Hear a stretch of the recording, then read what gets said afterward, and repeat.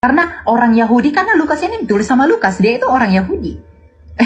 Jadi kalau dia itu orang Yahudi, tidak mungkin dia punya perspektif bahwa kalau memang hukum Taurat itu berlaku sampai selama-lamanya. Anda mengatakan Lukas ini orang Yahudi, data Anda dari mana? Lukas aja dari namanya itu adalah nama orang Roma. Oke? Dan tidak ada catatan yang mengatakan bahwa Lukas itu orang Yahudi, tidak. Lukas itu jelas oleh tradisi Kristen sendiri menduga dia berasal dari Antioquia, Syria, dan dia berdarah Yunani. Lalu ketika saudara mengatakan dia orang Yahudi, ilmu dari mana Anda dapatkan itu? Saya tidak menyatakan kalau si Lukas itu orang Yahudi, ya, enggak.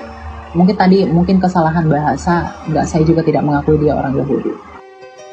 Saya mau tanya dulu nih. Dari penjabaran saudara ini yang panjang lebar ini, saya mau tanya, tolong jawab ya atau tidak. Jemaat perkumpulan orang-orang yang ada ketika Yesus memberikan mandat kepada Petrus muridnya, apakah jemaatnya itu adalah kumpulan orang-orang yang tidak bersunat? Jawab. Ya, benar. Hah? Orang-orang yang bersunat. Aha, orang-orang yang bersunat berarti jemaat pertama Kristen atau bukan? Nah ini, oke, lanjut dulu.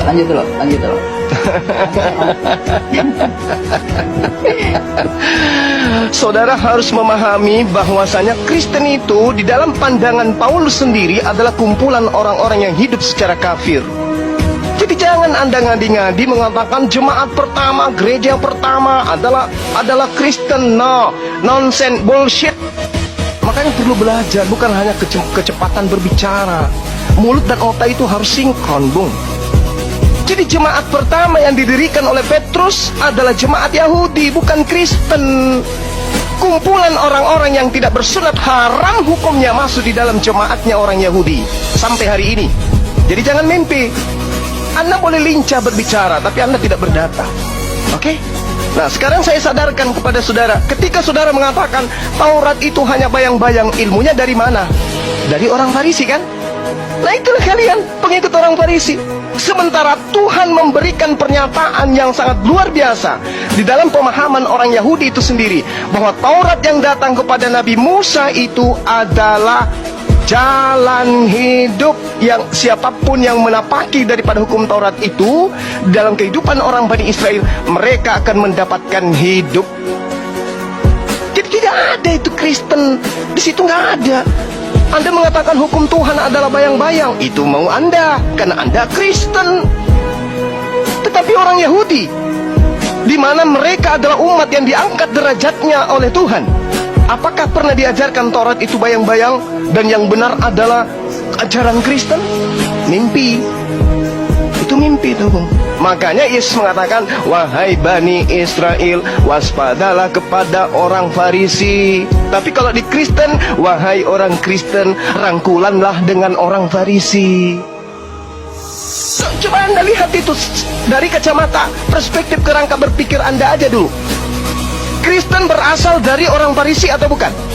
Yes, orang Farisi. Siapa orang Farisinya? Paulus. Apa pembuktiannya? Pengakuan dari mulutnya sendiri. Di mana diterangkan? Filipi 3 nomor 5. Aku adalah orang Ibrani asli dari keturunan Benyamin. Aku adalah orang Farisi.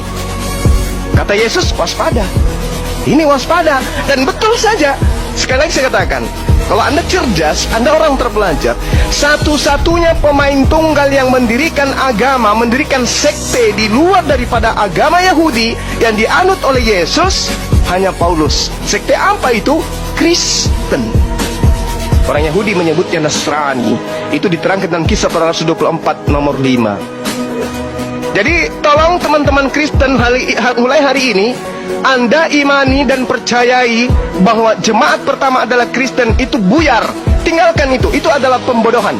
Jemaat pertama yang didirikan oleh Petrus adalah kumpulan ahli-ahli Taurat. Mereka adalah orang-orang yang bersunat. Mereka yang ketika masuk ke bait suci bukan duduk di bangku, tetapi mereka berdiri untuk sujud di hadapan Tuhannya mereka. Sebelum masuk ke rumah ibadah mereka cuci kaki, cuci tangan, membasuh wajah dan seterusnya. Mereka wudhu. Sementara Kristen itu beda. Jadi jangan pernah mimpi jemaat mula-mula yang didirikan di atas batu karang itu adalah Kristen. Itu pembodohan. Catat itu. Jemaat yang didirikan Petrus adalah kumpulan orang-orang yang bersunat.